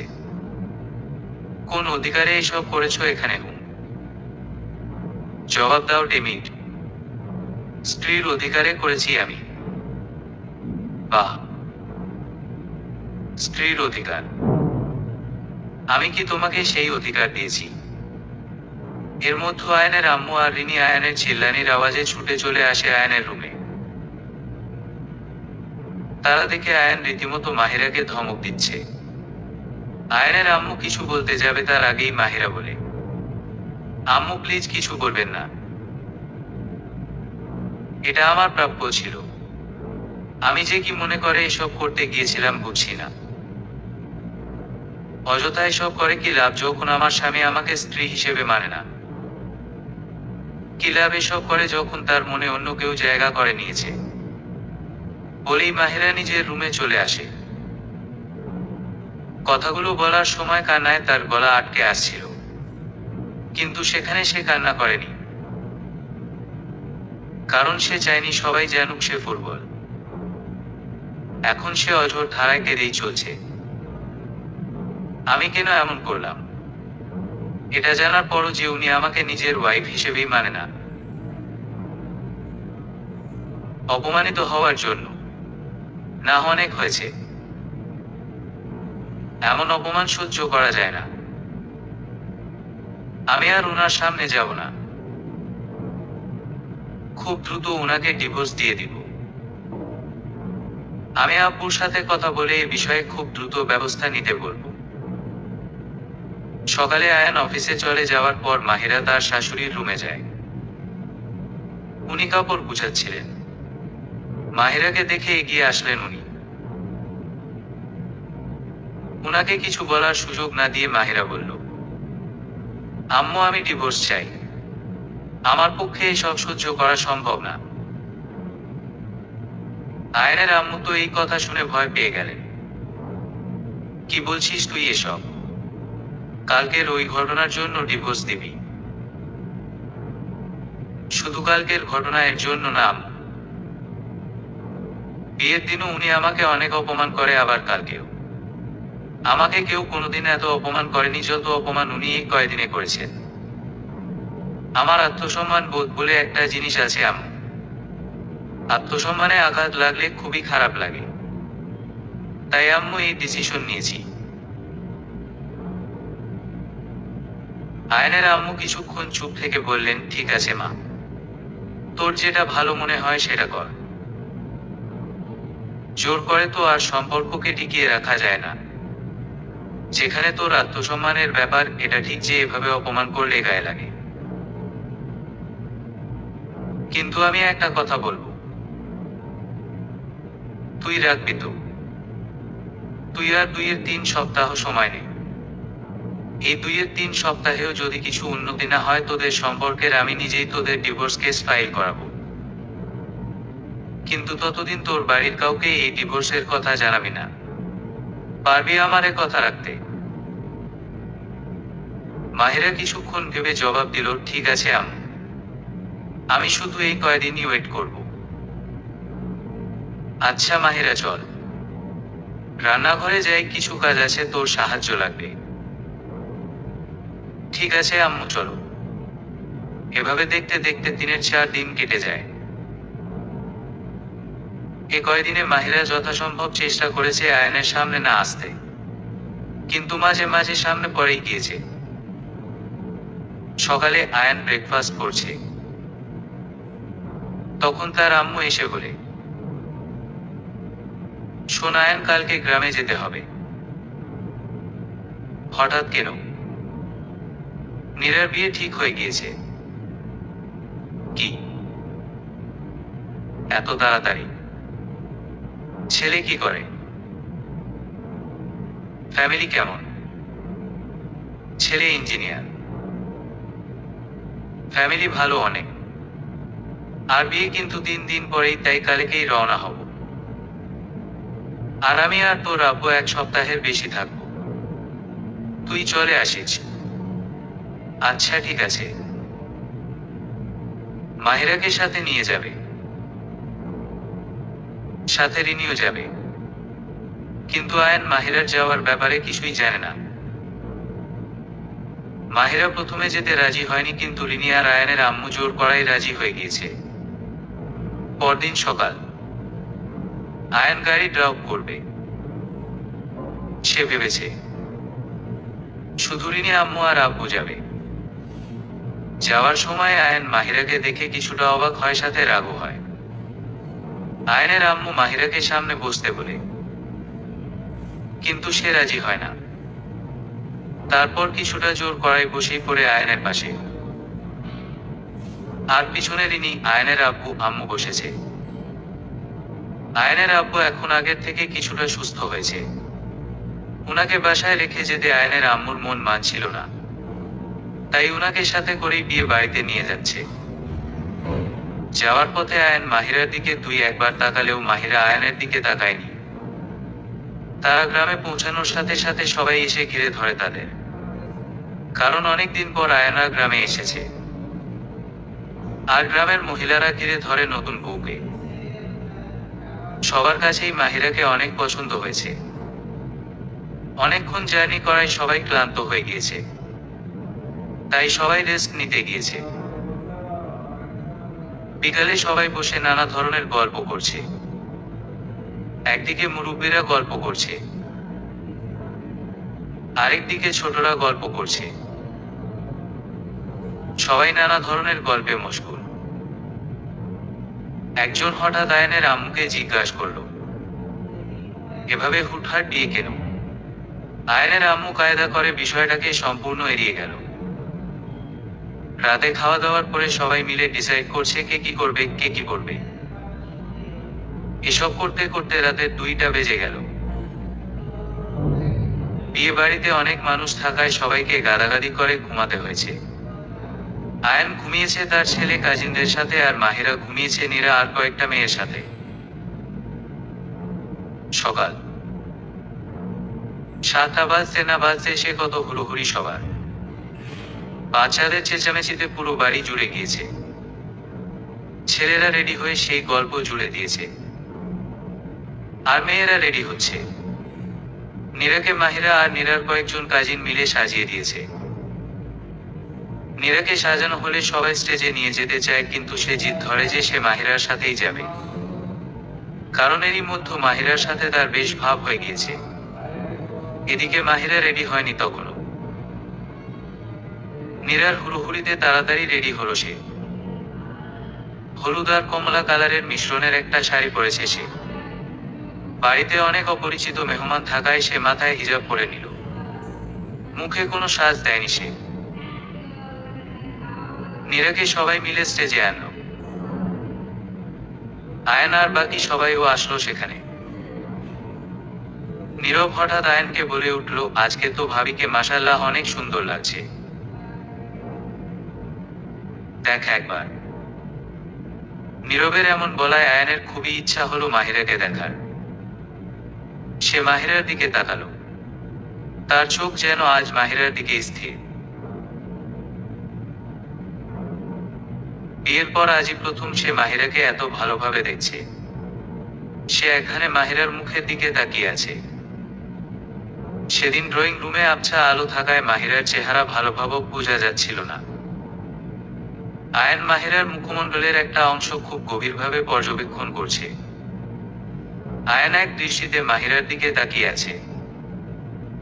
তার চোখজোড়ার দিকে কেউ তাকিয়ে থাকলে মনে হয় সেই চোখেই সে হারিয়ে যাবে। আয়ানের আগেও এই চোখ জোড়া দেখেছে। এ দেখেই তো সে এক অচেনা মেয়ের প্রেমে পড়েছিল, যা তাকে বাধা দেয় অন্য মেয়ের মন নিয়ে খেলতে। সে ভাবতেও পারেনি তার মতো ছেলে কোনো মেয়ের প্রেমে পড়বে। সে মাহিরার চেহারা দেখেছিল না, দেখেছিল শুধু সেই মায়াবী গভীর কালো চোখ দুটি। এই তো মাত্র 2 মাস আগেই তো তাদের দেখা হয়েছিল। আয়ান মাহিরাকে মাত্র 2 বার দেখেছিল। মাহিরার মুখ বাঁধা থাকায় শুধু তার চোখ জোড়া দেখেছিল সে। এই চোখটাই যেন প্রেমে পড়ার জন্য যথেষ্ট। সেদিন আয়ান তার এক গার্লফ্রেন্ডের সাথে দেখা করার জন্য বের হয়েছিল। মেয়েটার সাথে পরিচয় তার 1 সপ্তাহেরও কম। এক বিজনেস পার্টিতে মেয়েটার সাথে আয়ানের পরিচয় হয়। তারই এক পার্টনারের মেয়ে। মেয়েটা আয়ানের রূপ প্রতিপত্তি দেখে তাকে প্রপোজ করে। আয়ানও তার প্রপোজাল অ্যাকসেপ্ট করে নেয়। সেদিন মেয়েটা একটা রেস্টুরেন্টে আয়ানের সাথে মিট করতে চায়। আয়ান অফিস শেষে রেস্টুরেন্টের উদ্দেশ্যে বের হয়। গাড়ি পার্ক করে সে রাস্তা পার হতে যাবে, তখনই সেই মেয়েটার কল আসলো। আয়ান কথা বলতে বলতে রাস্তা পার হতে যাচ্ছিল। ওদিক থেকে যে ট্রাক আসছিল সেটা সে খেয়াল করেনি। রাস্তা পার হতে যাবে তখনই একটা মেয়ে তার হাত ধরে টেনে রাস্তার মোড়ে নিয়ে আসে। আর সে মেয়েটি হলো মাহিরা। সে আয়ানের হাত ধরে টান না দিলে সে একটা বর্ষর অ্যাক্সিডেন্ট ঘটিয়ে ফেলত। আয়ান এই ঘটনায় কিছুটা ভয় পেয়ে গিয়েছিল। সে মাহিরাকে থ্যাঙ্কস বলতে যাবে, তার আগেই মাহিরা বলে, এত কেয়ারলেস হলে অনেক বড় দুর্ঘটনা ঘটে যেত। রাস্তা পার হওয়ার সময় অ্যাটলিস্ট ফোনে কথা বলবেন না। আয়ান তো মনে হয় অন্য এক জগতে চলে গিয়েছে। মাহিরা কথাগুলো বলার সময় সে একভাবে মাহিরার চোখের দিকে চেয়েছিল। মাহিরা কথাগুলো বলে আর ওয়েট না করে তার বান্ধবীর সাথে কথা বলতে বলতে সেখান থেকে চলে যায়। আয়ান মাহিরার যাওয়ার পানে চেয়ে আছে। ওই মেয়েটির কল আসায় তার হুঁশ ফিরে। সে রেস্টুরেন্টে চলে যায়। আরেকদিন মাহিরা আর তার বান্ধবীরা একটা রেস্টুরেন্টে যায়। ওই রেস্টুরেন্টেই আয়ান আর তার গার্লফ্রেন্ড আসে।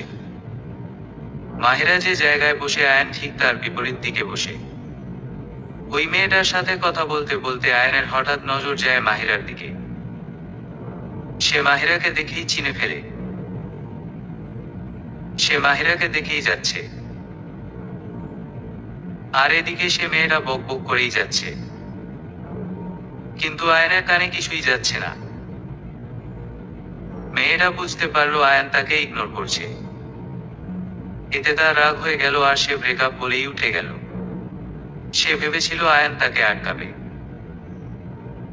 কিন্তু আয়ান এমন কিছুই করলো না। সে তখন মাহিরাকে দেখতে ব্যস্ত ছিল। মোটামুটি এই ছিল মাহিরা আর আয়ানের প্রথম দেখা। আয়ান এতদিন মাহিরাকে ভালোভাবে দেখেনি বলে বুঝতেও পারেনি তার ভালোবাসার মানুষটি তার সামনেই ছিল। নীরবের ধাক্কা দেওয়ায় আয়ানের হুঁশ ফিরে। কিরে আয়ান, নীরাকে হলুদ লাগাবি না? এই তো হলুদ লাগিয়ে দেব এখন আমার বোনটাকে। আয়ান হলুদ নিয়ে নীরার সামনে গেল। একটু ঝুঁকে সে নীরাকে হলুদ লাগিয়ে দিলে। নীরার পাশে মাহিরা বসে আছে। আয়ান নীরার গালে হলুদ লাগিয়ে সেভাবেই নীরার গালে হাত দিয়ে পাশে ফিরে মাহিরার দিকে তাকিয়ে আছে।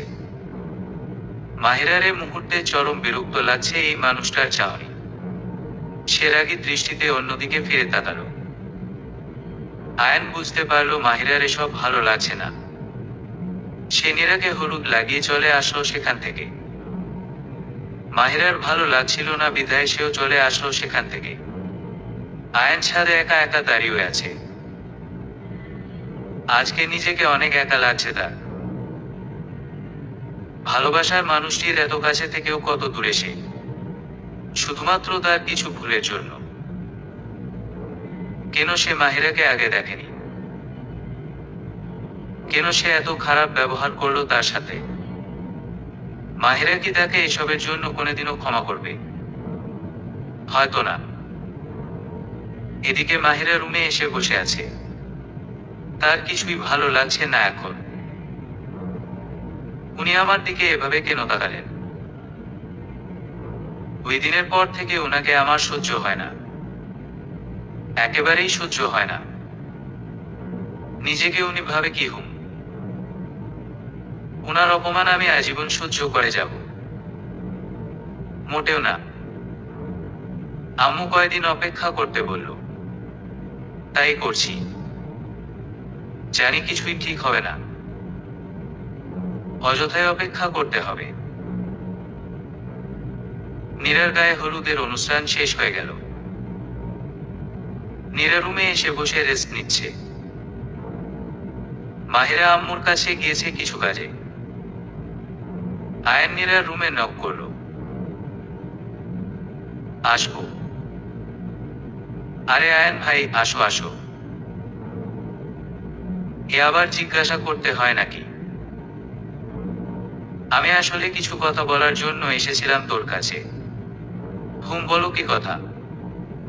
তোর তো মাহিরার সাথে বেশ মিল, ওকে কিছু কথা জিজ্ঞাসা করবি। কি কথা? আমি আসলে জানতে চাচ্ছিলাম যে মাহিরার মনে আমার জন্য কোনো ফিলিংস আছে নাকি। ওমা, এ আবার কেমন কথা? তুমি ভাবির হাজবেন্ড, তো তোমার জন্য তো উনার মনে ফিলিংস থাকবেই। তুই যেমন সোজা ভাবছিস বিষয়টা মোটেও তেমন না। আমার মনে হয় ও আমাকে অনেক ঘৃণা করে। এরপর আয়ান নীরাকে সব ঘটনা বলে। ভাইয়া, তুমি যা করেছো তাতে যে কোনো মেয়েরই আত্মসম্মানে লাগবে। এখন ভাবির মনে কি চলছে তা তো উনিই জানে। আমি উনাকে জিজ্ঞাসা করে দেখব নে। ঠিক আছে রে, তাহলে আমি যাই এখন। যে কোনো সময় মাহিরা চলে আসতে পারে। আয়ান চলে যাওয়ার কিছুক্ষণ পরেই মাহিরা রুমে ঢুকলো। ধীরে ধীরে ঘুমানোর জন্য সবাই রুমে আসতে লাগলো। নীরা এত মানুষজন দেখে মাহিরাকে ছাদে নিয়ে গেল কথা বলার জন্য। কি ব্যাপার নীরা, আমাকে ছাদে আনলে কেন? আসলে ভাবি তোমার সাথে কিছু কথা ছিল। মনে আসলে তোমাকে কিছু জিজ্ঞাসা করার ছিল। বলো। আচ্ছা ভাবি, তোমার আর আয়ান ভাইয়ার সম্পর্ক ঠিক আছে তো? মানে আসলে আমি তোমাদের একটাবারের জন্য কথা বলতে দেখিনি। মাহিরা কিছুক্ষণ চুপ থেকে বলল, আসলে নীরা, আমাদের মধ্যে কিছুই ঠিক নেই। আমাদের বিয়েটা স্বাভাবিক পরিস্থিতিতে হয়নি সেটা মানছি, কিন্তু তাই বলে উনি যে বারবার আমাকে অপমান করবেন সেটা মেনে নেওয়া যায় না। আর বড় কথা হলো উনি অন্য কাউকে ভালোবাসেন, তাই উনার কাছে আমার জন্য ভালোবাসা আশা করাটা নিতান্তই বোকামি। আর তাই আমি ডিসিশন নিয়েছি যে আমি উনাকে ডিভোর্স দিব। কি বলছো ভাবি? ডিভোর্স। তুমি কিছুদিন সময় নাও, এ বিষয়ে একটু ভাবো, তারপর কোনো ডিসিশন নিও। সময় নিয়ে কি হবে বলো? তবুও আম্মুর কথায় 2-3 সপ্তাহের সময় নিয়েছি। জানি যে কিছুই হবে না, তারপরেও সান্ত্বনার মতো কাজ করবে এটা। আর তুমি এত কথা না বলে যাও, ঘুমাও। কালকে বিয়ে তোমার। রাত জাগলে আবার চোখের নিচে কালি পড়বে। আমার কথা চিন্তা করতে হবে না তোমার। যে বিয়ের কোনো ভবিষ্যৎ নেই তা নিয়ে চিন্তা করে কি লাভ বলো? ভাবি তুমি যাও, আমি আসছি। আচ্ছা, তাড়াতাড়ি এসো। ঘুম।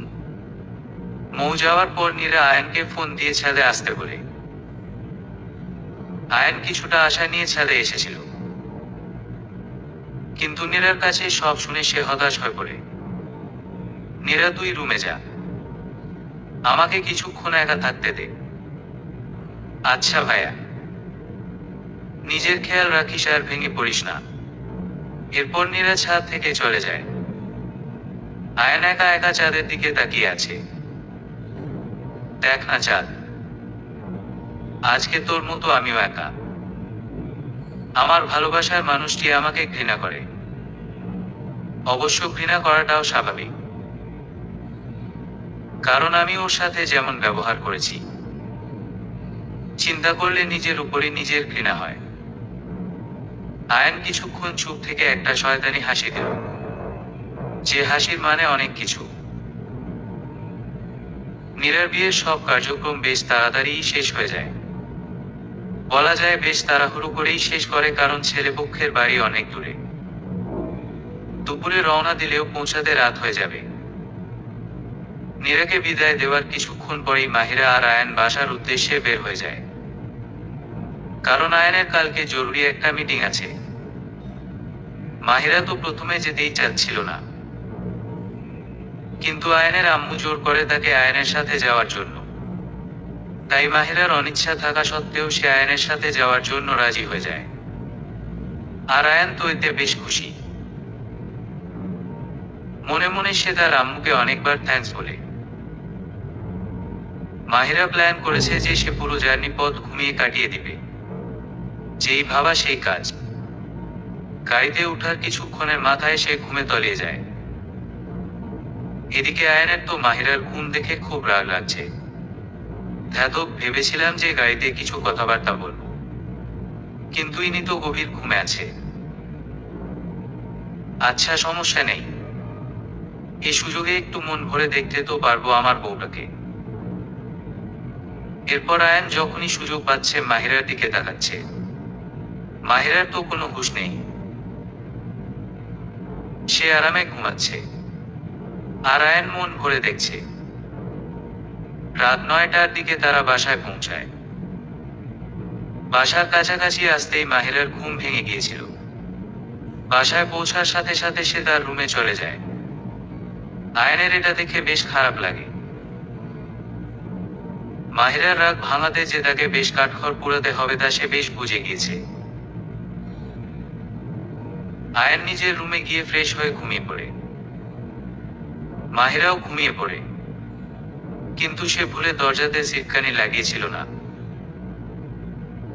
মাঝরাতে আয়ানের হঠাৎ ঘুম ভেঙে যায়। সে নিচে যায় পানি খাওয়ার জন্য।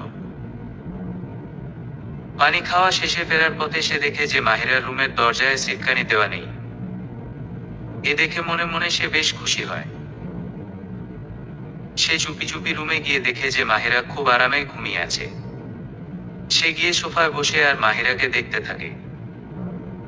তার মনে হচ্ছে না ঘুমিয়ে শুধু তার এই রূপবতীকেই দেখে যাক। মাহিরাকে দেখতে দেখতে আয়ানের যে কখন চোখ লেগে যায় সে ঠিকও পায়নি। আজানের আওয়াজে ঘুম ভাঙে মাহিরার। ঘুম থেকে উঠে সে বিছানায় বসে আছে। আলসেমির জন্য আস্তে আস্তে সে চোখ খুলছে, কিন্তু সোফার উপর চোখ পড়তেই তার চক্ষু চড়কগাছ। একাকে দেখছে সে। বিশ্বাসই হতে যাচ্ছে না, উনি আমার রুমে। এ কি করে পসিবল? কোনো সমস্যা নেই তো আবার। এরপর মাহিরা গিয়ে আয়ানকে ঘুম থেকে ডাকতে লাগলো। সে ডেকেই যাচ্ছে কিন্তু আয়ান উঠছে না। শেষে সে আয়ানকে একটু জোরে ধাক্কা দিল। এতে আয়ানের ঘুম ভেঙে গেল। সে চোখ খুলে মাহিরাকে সামনে দেখে বেশ খুশি হলো। আপনি এখানে ঘুমাচ্ছেন যে? আয়ান এবার ভেবে পাচ্ছে না কি বলবে সে। কিছুক্ষণ চুপ থেকে সে বলল, মানে আসলে আমার রুমের ফ্যান নষ্ট হয়ে গিয়েছিল তো তাই তোমার রুমে আসলাম। অন্য রুম খালি ছিল না, অন্য রুম পরিষ্কার ছিল না তো তাই। কেন কোনো সমস্যা হচ্ছে তোমার? না না, তেমন কিছু না। আচ্ছা, আমি তাহলে আমার রুমে গিয়ে রেডি হয়ে নিই। মিটিং আছো তো? আচ্ছা যান। ওয়েট ওয়েট, তুমি আমাকে কি বললা? আমি কি বললাম আবার? বললাম যে যান তাহলে। তুমি আমাকে যান বলছো? মাহিরা এবার বুঝলো আয়ান আসলে কি বলল। আমি আপনাকে যেতে বলেছি। ও আচ্ছা, আমি অন্য কিছু ভাবলাম। এ বলে আয়ান মুচকি হেসে চলে গেল। আর মাহিরা এক চিন্তায় ডুবে আছে। আচ্ছা, উনি আমার সাথে এত ভালো ব্যবহার করছে, ব্যাপারটা কি? হজম হচ্ছে না ওনার কথাবার্তা। যাই হোক, তাড়াতাড়ি ফ্রেশ হয়ে বিলকিস খালাকে গিয়ে কাজে সাহায্য করি। এরপর মাহিরা ফ্রেশ হয়ে রান্নাঘরে গিয়ে কাজে সাহায্য করে। আর আয়ান রেডি হয়ে নিচে বসে থাকে খাবারের জন্য। খাবার খাওয়া শেষে সে তাড়াতাড়ি অফিসের উদ্দেশ্যে বেরিয়ে পড়ে। মাহিরার আজকে সময় কাটছে না, কারণ তার গল্প করার দুজন সাথী রিনি আর আম্মু বাসায় নেই। সে তার রুমে জানালার ধারে বসে বসে আকাশ দেখছে। হঠাৎ দরজায় নক পড়ল। বিলকিস নক করেছে। মাহিরা বুবু, তোমার নামে পার্সেল আসছে। আমার নামে পার্সেল? কে পাঠাবে আমার নামে পার্সেল?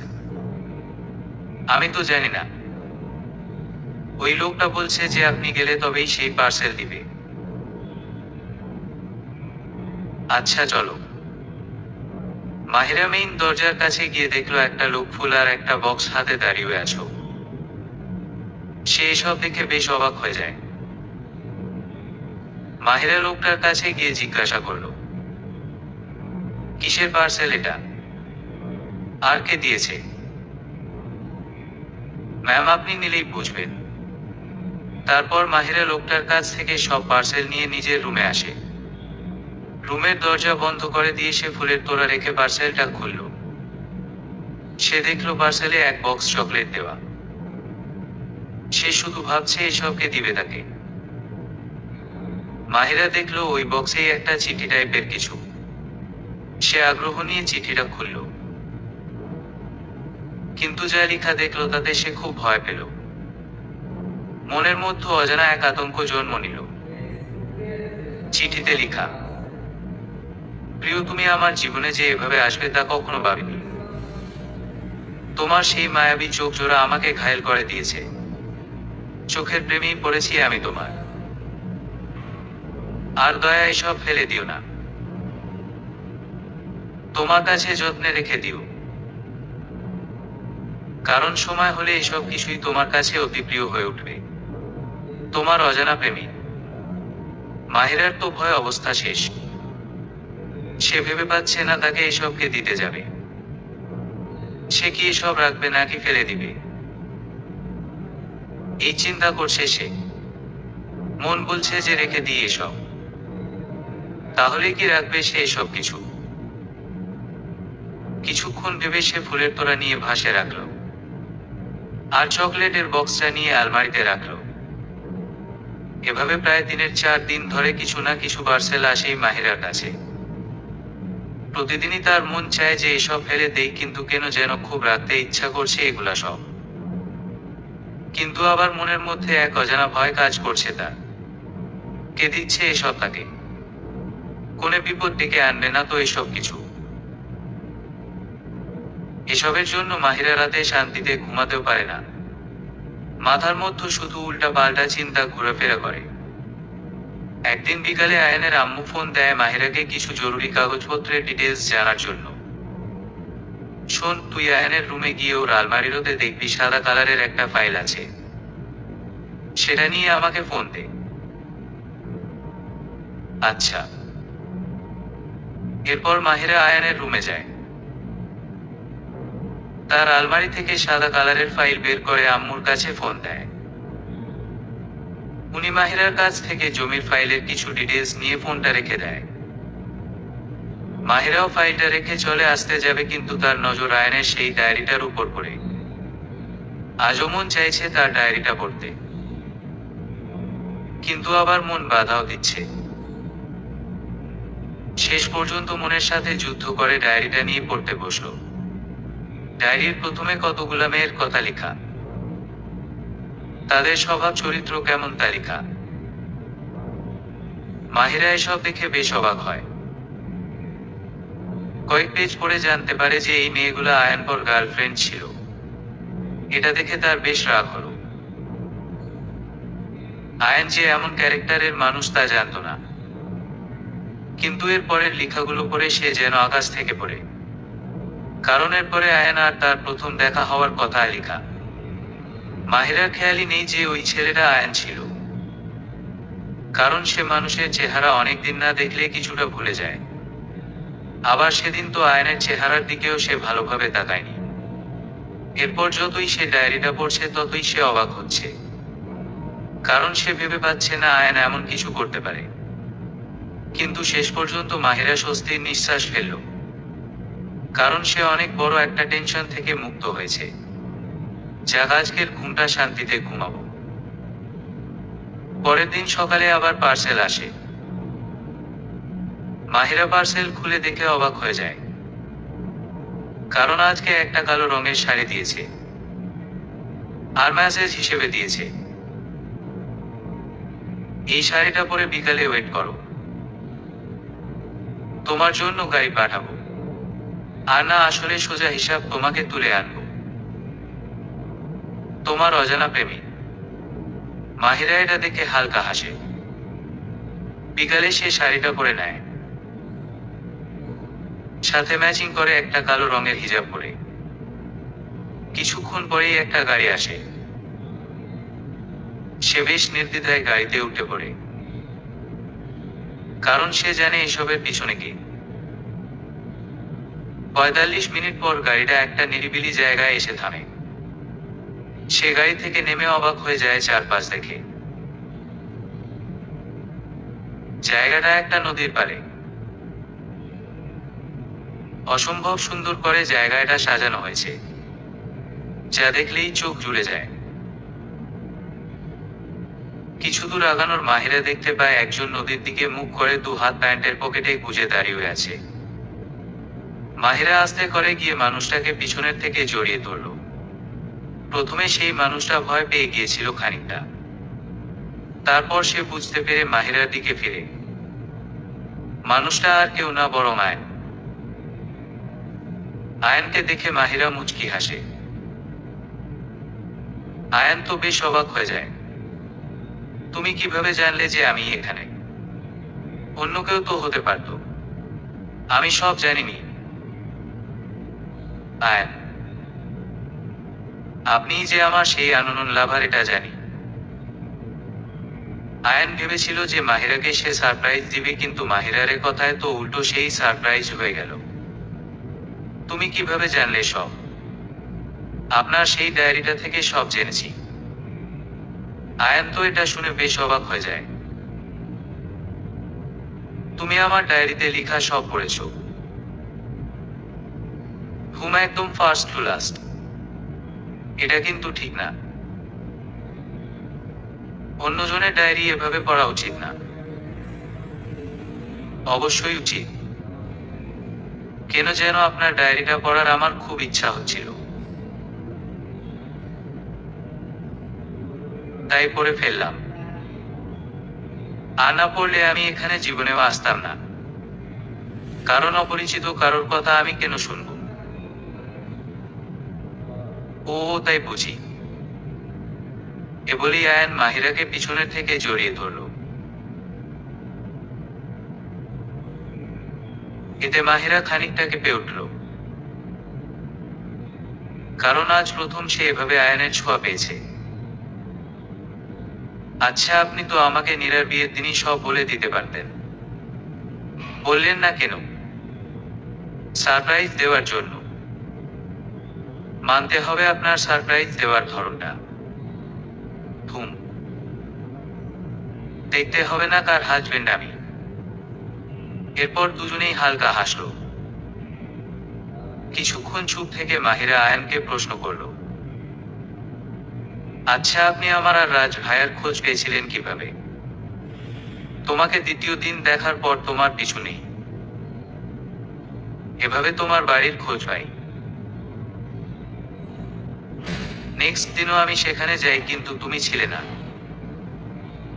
কিছুক্ষণ ওয়েট করার পর দেখি একটা মেয়ে বের হয় বাসা থেকে, তার কাছে জানতে পারি যে তুমি এখানে ঘুরতে এসেছিলে আর এটা তোমার খালামণির বাসা। এটা জেনে একটু কষ্ট লাগে, কারণ তোমার ঠিকানা পেয়েও পেলাম না আমি। পরে ওই মেয়েটার কাছ থেকে তোমার মোবাইল নম্বর নেই। প্রথমে তো সে দিতে চাচ্ছিল না, পরে অনেক রিকোয়েস্টের পর দিল। আবার আসার সময় আমার ফোন নাম্বারও দিয়ে এসেছিলাম, এই জন্য যে যদি তুমি আবার আসো তাহলে আমাকে ফোন দিয়ে জানাতে। আমি বাসায় এসে তোমাকে অনেক ফোন দিলাম, কিন্তু তুমি ফোন ধরনি। এভাবে অনেকবার ট্রাই করি, বাট ফলাফল শূন্য। হঠাৎ একদিন মেয়েটা কল করে বলে যে তোমাকে খুঁজে পাওয়া যাচ্ছে না। এটা শুনে আমি নিজেকে আর স্থির রাখতে পারিনি। পরে আমার এক বন্ধুর সাহায্যে তোমার নাম্বার ট্রেস করে তোমার খোঁজ পাই। ওইখানে গিয়ে আনার এত রাগ উঠে গিয়েছিল যে আমি ওকে ইচ্ছামতো মারি। এভাবেই আমি রাজের আর তোমার খোঁজ পাই। মাহিরা চুপ হয়ে সব শুনছিল। কিছুক্ষণ পর আয়ান বলল, আমি তোমাকে অনেক ভালোবাসি। আমার করা সব অপমান ভুলে কি আমায় ভালোবাসতে পারবে না? মাহিরা মুচকি হেসে জবাব দিল, হ্যাঁ, অবশ্যই। এরপর আয়ান আর মাহিরা নদীর ধারে দাঁড়িয়ে প্রকৃতির অপার সৌন্দর্য উপভোগ করে। সমাপ্ত।